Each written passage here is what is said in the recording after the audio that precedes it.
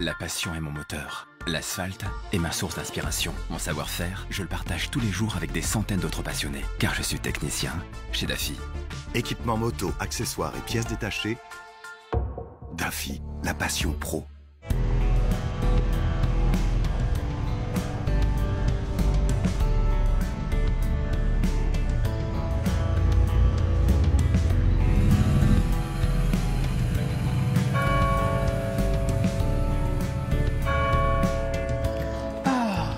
Tu vois, je t'avais promis l'Italie, regarde-moi, cette belle église toscane. Nous y voilà, Bah tu vas oui. pouvoir enfin aller prier dans une église. Et maintenant c'est la suite du best-of 200 concessions, les meilleurs moments de l'émission en compagnie d'Eric Sélis, mon chauffeur privé.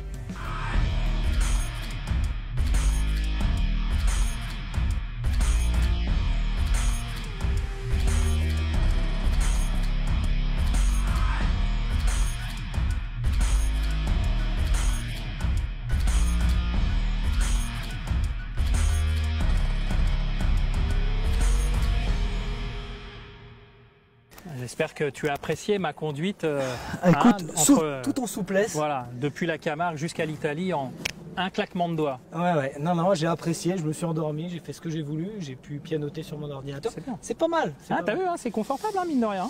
Alors ça c'est un twin parallèle. Ouais. Historiquement, le twin Bonneville. On était allé, on a fait une tournée dans son concession, une tournée dans l'Est. On a fait pas mal d'émissions dans un Ouais. endroit où on est resté, Du côté de Metz. du côté de Metz. Ouais. On a vu plusieurs concessionnaires, dont un concessionnaire Harley-Davidson qui nous a prêté une Fat Bob Stage 4. C'était pas mal, on a juste perdu la GoPro. Voilà, c'est ce que j'allais dire. Il me semblait bien avoir vu quelques images. Je sais pas si vous vous en rappelez. Je crois qu'on vous les avait pas mises dans l'émission, mais les rushs, on voit la caméra qui fait comme ça, comme ça. Heureusement qu'Éric Communier, le caméraman, n'était pas accroché avec, sinon on l'aurait jamais retrouvé. Non, mais Eric, on le retrouve à chaque émission, il est Ouais. dur à cuire. Ah, c'est un sévère comme toi. Bah, il roule en triomphe hein, d'ailleurs, mais là, c'est une Harley Davidson qu'on a essayé. C'était donc une Fat Bob Stage 4. Et on regarde tout de suite l'essai de cette Harley Davidson qui s'est terminé à la tombée de la nuit.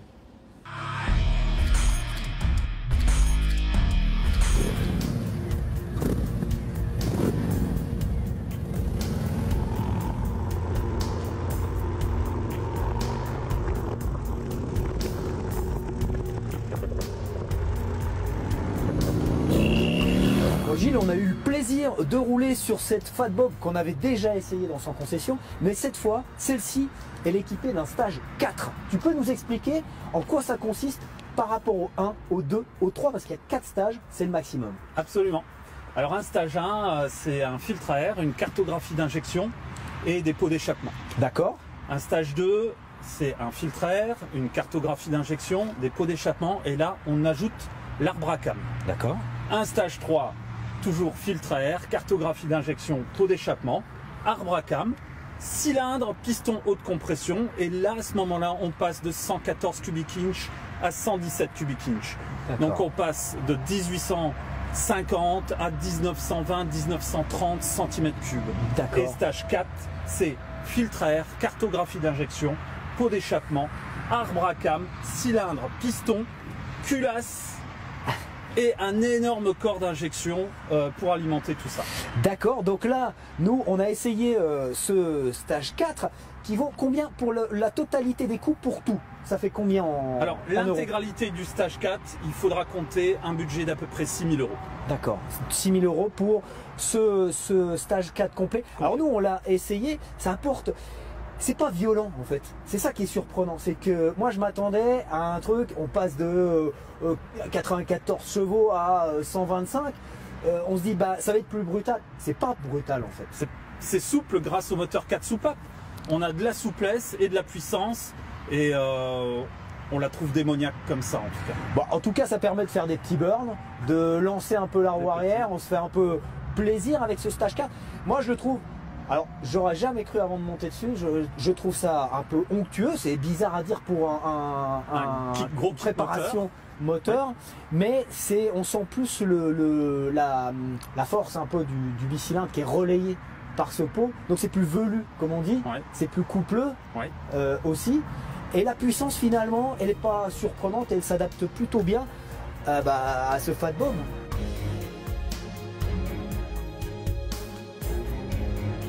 Screaming Eagle, c'est le pot là. Alors Screaming Eagle, c'est la marque qui englobe tous les produits de performance d'Harley-Davidson. Donc il y a les pots Screaming Eagle, le filtre à air, les culasses Screaming Eagle, l'arbre à cam, le corps d'injection. D'accord, donc ça c'est une Harley interne, préparée interne on va dire. Oui, absolument. C'est un kit complètement d'usine et approuvé par le constructeur. Et aussi avec toute la fiabilité que le constructeur va proposer sur un kit comme ça. Cette moto, c'est une moto de démo chez toi? C'est une moto de démo, oui. Donc finalement, c'est un bon produit d'appel pour valoriser un Stage 4 qui... moi, j'ai jamais eu l'occasion d'essayer le Stage 4. J'ai essayé le Stage 1 du Milwaukee 8 et j'étais curieux un petit peu parce que finalement, il n'y a pas beaucoup de motos de démo avec des stages complets de préparation. Absolument, absolument. Nous, on a toujours aimé tout ce qui était en rapport avec la compétition et la préparation. Et c'est la raison pour laquelle on a voulu... En fait, à la convention de Los Angeles au mois d'août, on a vu ce Stage 4. On l'a commandé immédiatement à la convention à Los Angeles pour être le premier concessionnaire en France à l'avoir et le monter. Et c'est le cas? C'est le cas. C'est la seule concession ou la première? Je ne sais pas si on est la seule concession, mais en tout cas, je peux te dire qu'on est la première concession et voilà. D'accord. Eh ben merci. Et puis on va regarder les autres préparations que vous faites. Volontiers. Il y en a pas mal. Ouais. Allez, merci Gilles. Bon, et David, dans son concession, évidemment, on a aussi parlé pas mal d'aventures. On avait reçu un aventurier sur une course de légende. Ouais, on avait reçu un aventurier sur une course de légende. Et effectivement, on s'était posé la question si le Dakar faisait vendre. Mais on avait reçu sur cette même question, cette même problématique du Dakar, un fameux pilote, Jean-Michel Bell, qui nous avait répondu sur sa notion de l'aventure et du Dakar. Le débrief sport avec un invité de marque avec nous, Jean-Michel Bell, Monsieur JMB. Salut Jean-Michel. Bonjour David. Jean-Michel, tu as enchaîné pas mal de disciplines, donc tu es passé du tout-terrain à la vitesse. C'est un parcours aujourd'hui qui te colle à la peau, tu as eu de la réussite dans les deux. Quel est un petit peu ton secret pour arriver à ça? J'imagine que je ne suis pas le premier à te poser la question, mais si tu devais sortir une ou deux qualités pour faire ça. Mais déjà la première, c'est que c'est une passion de la moto en général. C'est pas qu'une discipline, c'est l'esprit de pratiquer la moto. D'ailleurs, je continue à la pratiquer aujourd'hui dans les mêmes conditions. Je fais de l'enduro, je fais du trial, je roule sur circuit. Donc, pour moi, c'est vraiment le plaisir de la sensation de liberté de faire de la moto. Et donc, comme j'étais dans la compétition, l'envie de donner le meilleur de moi-même à chaque fois. Donc, je l'ai fait dans toutes les catégories dans lesquelles je suis allé. Et à chaque fois, c'était l'envie de performer, de devenir meilleur. Donc, voilà, donc c'est la passion et puis après la discipline de la compétition, de l'entraînement pour essayer d'exceller. Toi qui es un pilote complet, tu as fait énormément de courses différentes. Tu as fait de l'enduro, tu as fait du cross, du supercross, de la vitesse, de l'endurance. Jamais le Dakar. Pourquoi? Parce que c'est une compétition qui ne correspond pas du tout à ma philosophie. Parce que j'aime bien vraiment pousser les limites de la machine. J'aime bien me faire plaisir à chercher les limites du pilotage. Et le Dakar, c'est vraiment une course où on ne peut pas jouer à ça, où il faut gérer les éléments, où il faut gérer la fatigue, où il faut des fois rouler doucement pour pouvoir aller plus loin. Et c'est pas trop mon style, donc je me suis jamais senti à l'aise avec ça. Tu y as réfléchi déjà? Oui, bien sûr que j'y ai réfléchi, mais je me suis jamais senti à l'aise avec ça et ça me correspond pas. Le Dakar, justement, on en parle tout de suite également avec toi, Eric. Tu nous disais que sans le Tour de France, il n'y aurait pas de Dakar à la télé. Oui, en fait, ce qu'il faut savoir, c'est que ASO a un but commercial. Donc, quand il vend ses épreuves, il essaye d'en tirer le maximum. Et en fait, il faut savoir que les accords qui lient France Télévisions à ASO, en fait, c'est le produit d'appel, c'est le Tour de France, parce que ça, c'est incontournable. Mais si on veut le Tour de France, il faut prendre le Dakar. et il faut prendre, je crois, une autre course de vélo, ce qui doit être Paris-Nice ou quelque chose comme ça.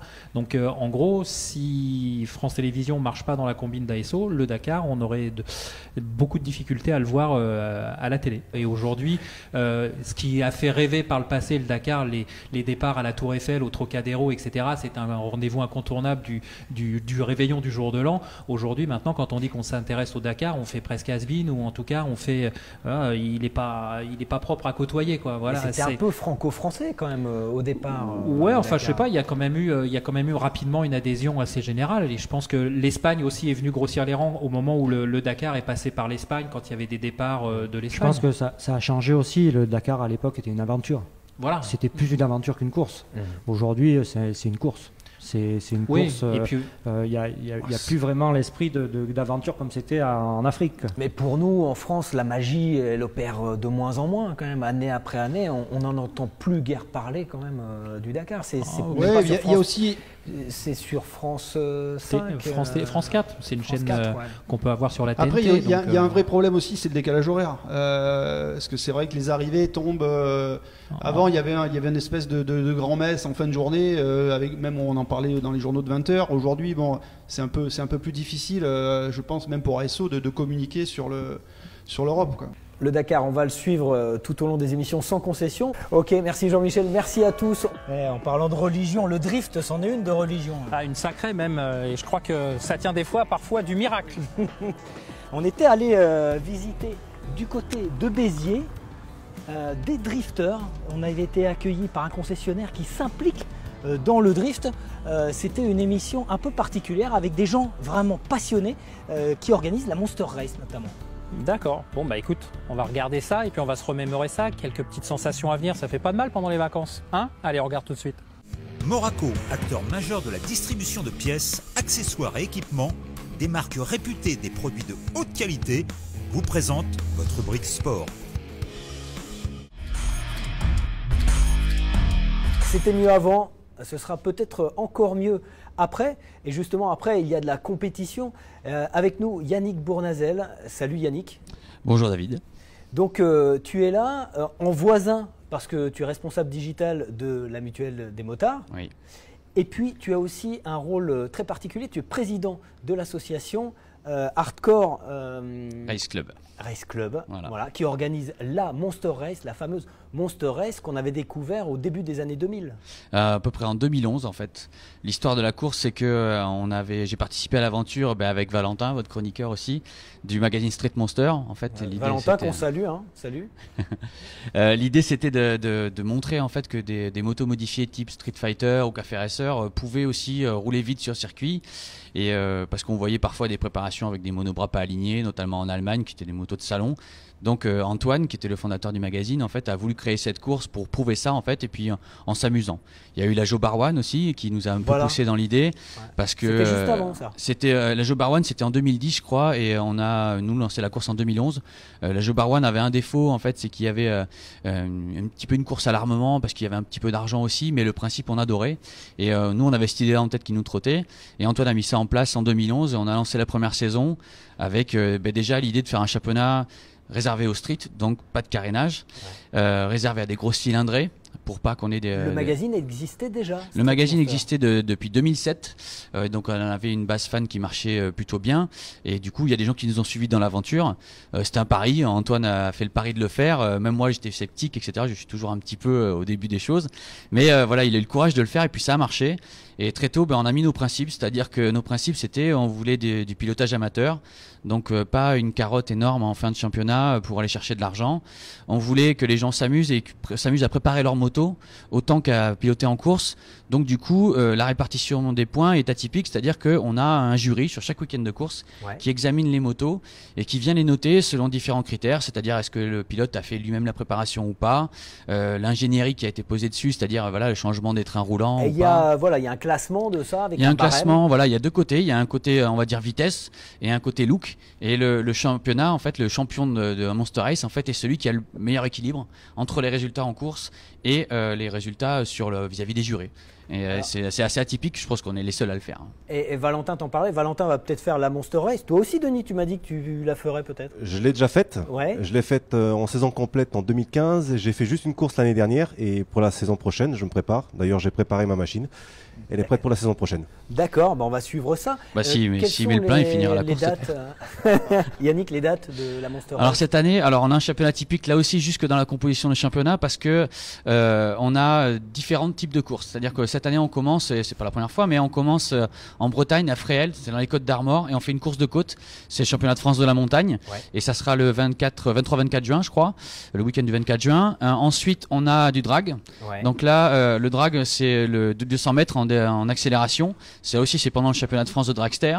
On a une catégorie à part, et pendant le manche du dragster, on a aussi une catégorie open qu'on ouvre avec les gens qui viennent avec leur street de route. En fait, pas besoin de prépa FFM.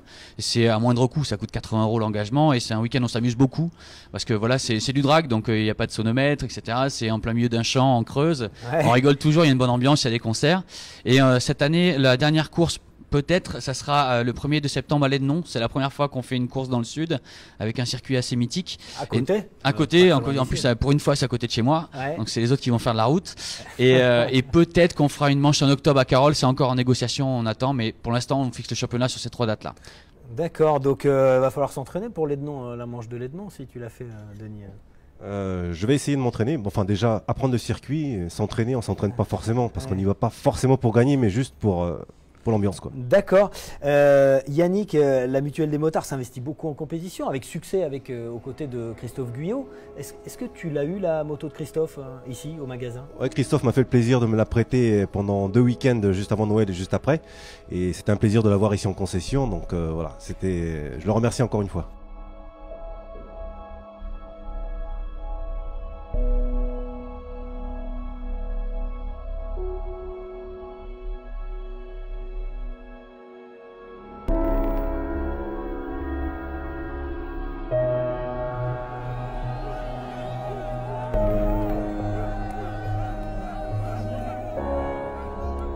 L'investissement de la mutuelle, il se fait autour de projets. C'est pas du sponsoring sportif basique. En fait, généralement, les gens ont un projet. C'est pour ça que la mutuelle aide Christophe aussi, parce qu'il y a un projet pédagogique. Christophe s'investit beaucoup dans la prévention aussi. Donc c'est pour ça que la mutuelle est partenaire du GMT depuis 25-30 ans, je crois. Et la Monster Race, il y avait un projet là aussi. C'est des gens qui font de la moto par passion avant tout, sans encore une fois but vénal ou de compétition à outrance, voilà. Bonjour à tous, pour ce nouvel épisode de Sans Concession, j'ai décidé de vous parler de l'actualité des casques HJC. Alors leur grosse nouveauté 2018, c'est sans conteste le RFA 90, un modulable routier haut de gamme 100% nouveau. Par rapport au RFA Max Evo qui le remplace, il mise un peu moins sur le sport et beaucoup plus sur le côté premium, avec notamment un design assez sobre mais quand même moderne et qui favorise l'insonorisation. On retrouve également les équipements classiques sur ce genre de casque, coque en fibre composite très légère, le casque est à peu près à moins de 1500 grammes en taille M, écran pare-soleil interne, écran anti-buée et bien sûr intérieur démontable et lavable. D'ailleurs, ce dernier est fabriqué dans un tissu anti-transpirant, ce qui procure en plus un bon confort. Petit bémol, comme il a une vocation routière avant tout, il n'est homologué qu'en tant qu'intégral. En revanche, côté tarif, il se place vraiment bien par rapport à ses concurrents, avec environ 150 € de moins que les Schubert C4 et Shoei Neotech 2. Le RFA 90 est plutôt une bonne affaire. Concernant l'autre nouveauté, c'est un petit peu différent, puisqu'il n'est pas encore commercialisé. À l'heure actuelle, il n'y a qu'une seule personne qui roule avec, et c'est Andrea Iannone. Alors, le pilote Suzuki en MotoGP a signé donc chez AJC début 2018, mais s'il utilisait jusqu'aux essais du Qatar un RFA 11 disponible dans le commerce, à partir de ces essais, il est passé sur un modèle prototype, un prototype de développement qui s'appellerait le RFA 01R. Au petit jeu des différences, on notera donc surtout un nouvel écran qui offre beaucoup plus de vision en hauteur, des ventilations revisitées et surtout un énorme aileron arrière pour offrir un meilleur aérodynamisme à haute vitesse. Pour l'instant, on ignore encore si ce prototype d'intégral AJC ultra sportif sortira dans le commerce tel quel, mais dès qu'on aura plus d'infos, on vous tiendra au courant. Bon, et puis David, dans Sans Concession, on a reçu aussi des invités, bien sûr, mais quelquefois de vrais personnages. Des mecs engagés, on se rappelle de Alain Brochery notamment, qu'on avait reçu chez Murit Moto. Murit Moto, un concessionnaire que tu connais bien. Depuis une trentaine d'années environ, Didier Hamdi qui nous avait reçus parce qu'il venait de prendre le panneau KTM. Et je crois qu'on avait reçu Alain Brochery pour un débat qui était assez ouvert, dirons-nous. Ah bah, ouvert, on n'a pas pu en placer une. Alain a tellement de choses à dire, il est tellement passionné qu'il nous a tenu le quart d'heure du débat à lui tout seul. Voilà, et encore on l'a arrêté. On l'a arrêté. Et je crois que même Eric l'a coupé. Pas beaucoup, hein. On a eu beaucoup de débats. En tout cas, c'était très intéressant. Alain Brochery, c'est un mec passionné qui nous a parlé de l'organisation d'événements. Ça tombe bien, bientôt il y a un événement majeur. Ouais, c'est le premier événement majeur de la rentrée. Dans un mois, on sera au Bol d'Or pour l'ouverture du championnat du monde 2018-2019 d'endurance. Donc on regarde tout de suite le débat passionné avec Alain Brochery. On se remémore ce débat. On passe au débat. Les événements moto peuvent-ils toucher le grand public? Et pour répondre à cette question notamment, on a avec nous Alain Brochery. Salut Alain.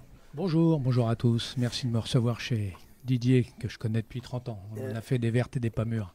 Voilà, alors ensemble. Toi Alain, entre autres métiers, puisque tu as été cascadeur moto professionnel dans le cinéma et autres, tu es organisateur d'événements de longue date. Tu nous rappelles brièvement ton parcours?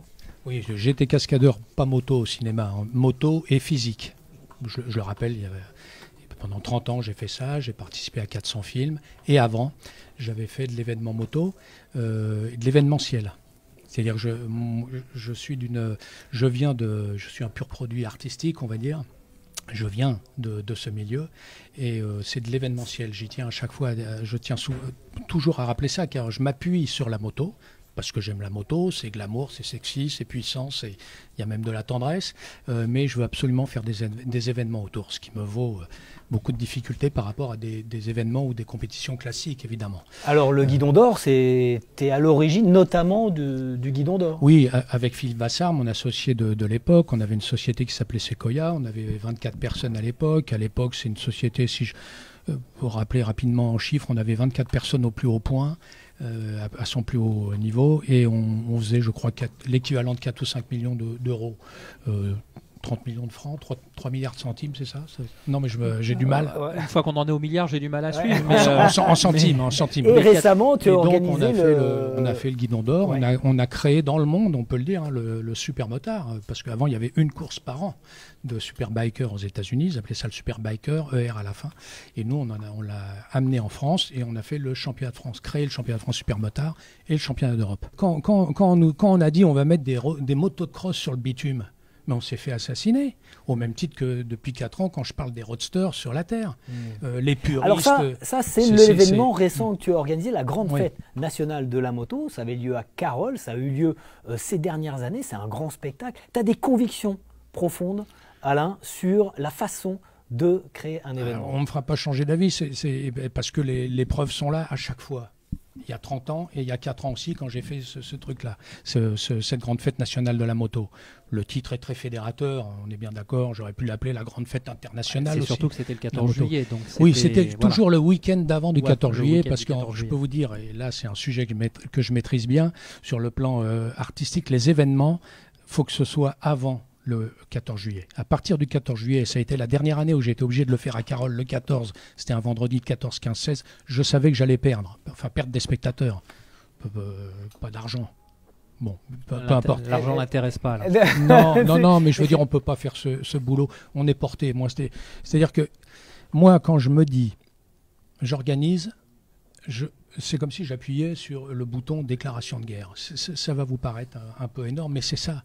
On a face à nous un mur, notamment quand c'est de l'événementiel, parce qu'il y a organisateurs et organisateurs. Il y a ceux qui organisent des coupes, qui achètent des créneaux horaires. C'est très compliqué à organiser, mais je veux dire, s'ils ont 3 engagés à la fin, ils vont pas perdre 200, 300 ou 400 000 euros. Ils jettent l'éponge. D'accord ? Après... Moi, je me positionne plus en producteur. J'emploie ce terme. Producteur, c'est-à-dire quelqu'un qui loue un espace et qui amène une machine, une caravane énorme et qui produit. Et puis voilà, on prie le bon Dieu pour que tout se passe bien. Est-ce que c'est difficile, Eric, d'organiser des événements? Je sais que KTM organise des journées de roulage, les track and test, c'est ça? C'est plus le cas en France cette année ou en Europe? En fait, ça a encore lieu en Europe, plus trop en France, quand on avait des problématiques de remplissage. Les Orange Days aussi Alors les Orange Days, c'est plus dédié au réseau et aux clients, pour venir essayer nos motos tous les distributeurs français. Donc là, c'est pas vraiment un événementiel, là c'est surtout du marketing. Et après, en événement pur qu'on organise, on a les KTM Mania et les KTM Family SX, où là c'est dédié le Mania à l'enduro et le Family SX au cross. Est-ce que c'est compliqué d'organiser? Est-ce qu'il y a des obstacles, comme dit Alain? On y reviendra, Alain. On n'est pas sur les mêmes. C'est pas vraiment la même chose. Je pense qu'il y en a. Je pense qu'on n'est pas dans les mêmes difficultés quand on est un organisateur privé ou une marque. À savoir que nous, on s'appuie quand même sur des gens, des organisateurs. C'est-à-dire qu'effectivement, on alloue un budget et on leur dit voilà ce qu'on souhaite. Amenez-nous l'événement. On le travaille ensemble. Mais après, effectivement, on a un budget en face qu'on peut mettre, ce qui n'est pas globalement le cas. Vous, en fait, vous vous appuyez sur des compétences pour organiser votre événement, alors que quelque part, même s'il ne va pas aimer le terme, Alain, tu as une obligation de résultat quelque part par rapport à ton événement. C'est-à-dire que ça peut vite tourner mal, et quand ça tourne mal, c'est pas 5 000 €. Ça peut être du lourd. D'ailleurs, je me disais avant, est-ce que je vais avoir un discours positif pour les jeunes qui veulent produire organisé, ou est-ce que j'ai pas tellement envie d'avoir un discours positif? C'est très dangereux. Sur le plan pénal, c'est très dangereux. Vous vous rendez compte qu'il y a maintenant cette jurisprudence qui fait que les pilotes, s'ils ont un pépin grave, ils peuvent se retourner contre un organisateur, alors qu'avant... ça a fait monter les primes d'assurance, d'ailleurs. Ça fait monter les primes d'assurance, et puis il n'y a pas eu de pépin. On ne le souhaite pas, mais s'il y a des gros pépins... Alors tout le monde a peur avec cette jurisprudence, parce que c'est du pénal, c'est-à-dire on va vous saisir en clair sur vos biens si... Donc ça, c'est un vrai problème. C'est d'ailleurs un problème sur lequel je pense que la fédération devrait quand même... Alors, on va me dire c'est des jurisprudences, c'est les juges qui décident. Je veux dire, le problème, c'est quoi? C'est toujours le même. C'est l'humain qui bloque tout. C'est l'humain. L'humain. L'humain, ça bascule forcément sur l'argent.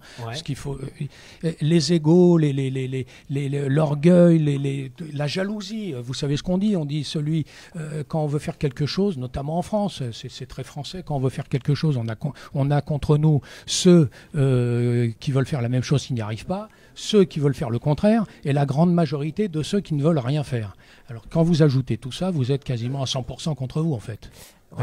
Donc c'est l'humain, et on est face à des murs, et qui plus est sur des manifestations comme les miennes. Alors est-ce qu'elle aura lieu cette année? Non, cette année elle n'a pas lieu, parce que la raison elle est très simple, c'est que en 2015, première édition 2014, sous le déluge. Des trompes d'eau. Non, on a failli annuler. En fait, on n'a pas annulé parce que les Maillas, les Sergenuc, on dit bon, on continue pour toi. Bon.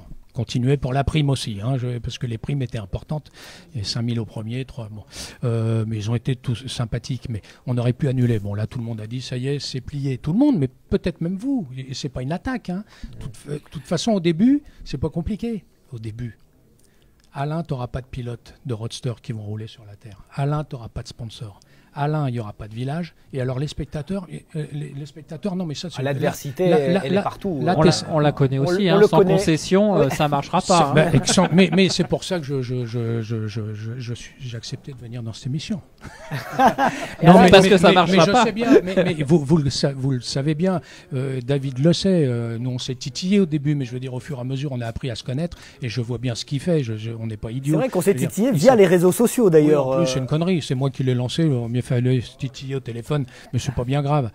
Mais je veux dire, c'est tout le monde, c'est l'être humain, c'est l'humain qui bloque. Les autres éditions, il y a quelque chose qui s'est mais produit. La première année sous la pluie, où on fait sur l'ensemble du week-end, je parle des 2 jours, on fait peut-être 2000 spectateurs, personne n'avait saisi ce que moi j'ai compris, non pas que je suis au-dessus, mais c'est ma capacité, enfin mes valeurs artistiques, j'ai senti qu'il y avait quelque chose qui se passait. Donc tout le monde a dit, il va plier, il va plier le rideau, et j'ai dit non, surtout pas. Donc j'ai continué. L'année d'après, tous ceux qui m'avaient évidemment enterré, mais c'est pas bien grave en fin de compte d'être enterré. Je vous dis, à l'époque c'était pareil, les réacteurs d'avion. Pourquoi aujourd'hui il n'y a pas une édition cet été? Non, mais je vais vous expliquer. En 2015-2016, qui ont été les éditions les plus fluides, notamment 2015 où le calendrier était clair. J'avais rien en face. Mayas pouvait rouler. Le calendrier, c'est un truc que vous pouvez devenir dingue. Hein, parce que, bon, on fait un petit 10 000 sur l'ensemble du week-end. 2016, on perd 1000 ou 2000. Il y a la Coupe d'Europe de foot qui se passe à 3 km. Et depuis le début de la Coupe d'Europe, je me dis non, la France, elle n'a pas gagné. Si, elle a gagné. Putain, puis elle arrive en finale. Elle arrive en finale. Mais on perd pas beaucoup. On perd, je crois, 1000. Et la troisième année. Mais en 2015, Carole, c'était bouché de partout. Pour que ça marche, il faut que ce soit en fin de saison en octobre, et je ne joue pas à Carole en octobre. Quand j'étais jeune, je l'ai fait. Donc ça veut dire que ça reviendra l'année prochaine, peut-être. Le Guidon d'Or, oui, c'est fait. Mais sur un autre circuit, et dans le sud, je travaille là-dessus. Le Guidon d'Or. C'est fait en fin de saison. Rappelle-toi, Eric, les Grands Prix terminaient en septembre. Ouais, septembre-octobre. Et ils reprenaient en mars. C'est-à-dire que les pilotes étaient libres. Et puis bon, Lawson, René, Mamola, Gardner contre Malherbe, Jobé, Oriol, Neveu, j'en passe et des meilleurs. Malgré tout, on passait au-dessus de la pluie. Les KTM alors certains pour ce genre de on a eu des Sonia Barbeau, on a eu des bons pilotes KTM. J'ai même travaillé un petit peu avec KTM, enfin sous l'enseigne HVA. Où cette année vous avez, je crois, soulagé, on va dire, le distributeur. Et elles allaient très bien, hein, évidemment, les KTM. Non, mais ça, on le sait qu'elles vont très bien. Après, après, quand c'est un pilote sous contrat et que c'est pas sa moto, c'est toujours plus facile. Bien sûr. Et s'il nous rend un cube, on est souvent moins heureux au niveau de la marque. Et les pilotes en cours de saison, Eric, comme ça, quand ils participent à des épreuves, c'est des show-off, hein, un petit peu, c'est des épreuves uniques. Est-ce que ça peut être un problème qu'un pilote officiel puisse faire ça? Si c'est en fin de saison et que son championnat est plié et que il a gagné, mais quand c'est au milieu, ça pose un problème. Par contrat, ils sont assez bridés. Hein. Regarde le problème en vitesse des 8 heures de Suzuka, où aujourd'hui, avant on avait des pilotes de Grand Prix 500 ou de MotoGP, aujourd'hui ça devient compliqué. C'est pour ça qu'en octobre ça peut être une alternative. En octobre, après les saisons des pilotes. Et puis ça c'est une chose, et puis surtout on peut attraper des pilotes de GP. Alors si je vous dis Marquez ou Valentino Rossi, de toute façon ça sert à rien, on va me dire tu pourras pas les avoir. On a interdiction de prononcer le mot impossible sur je ce plateau.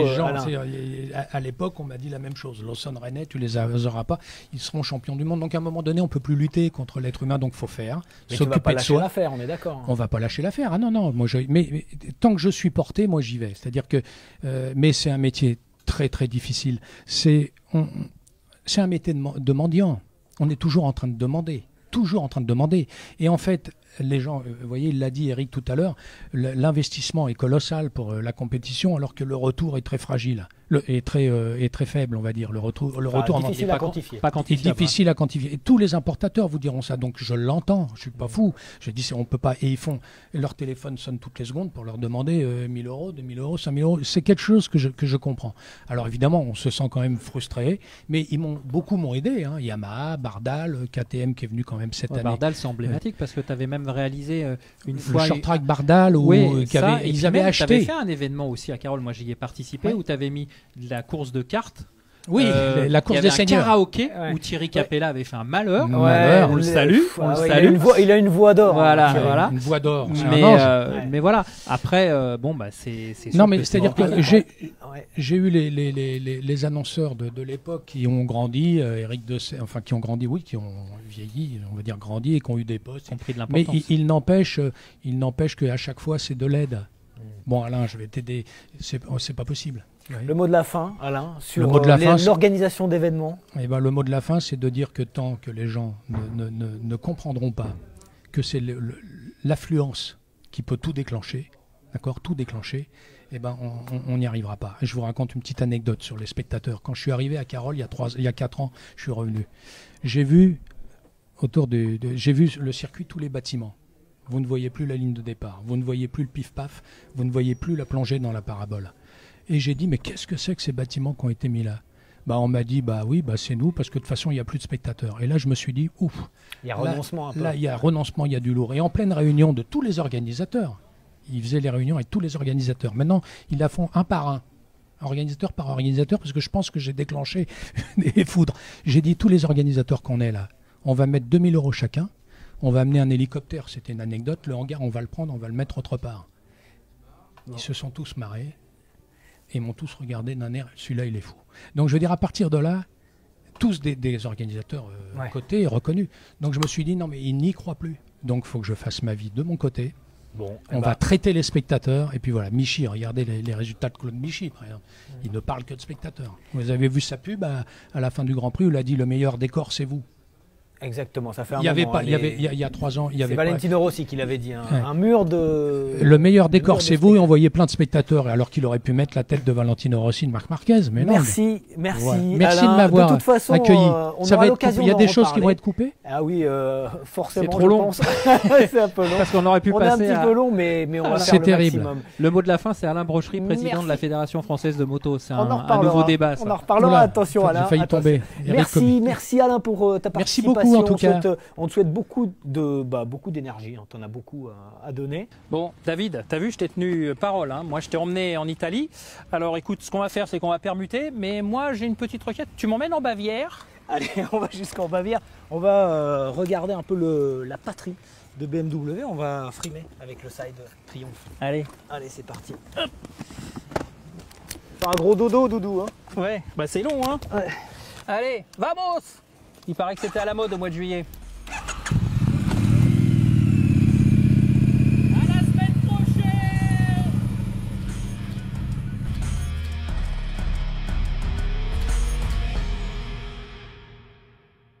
La passion est mon moteur. L'asphalte est ma source d'inspiration. Mon savoir-faire, je le partage tous les jours avec des centaines d'autres passionnés. Car je suis technicien chez Daffy.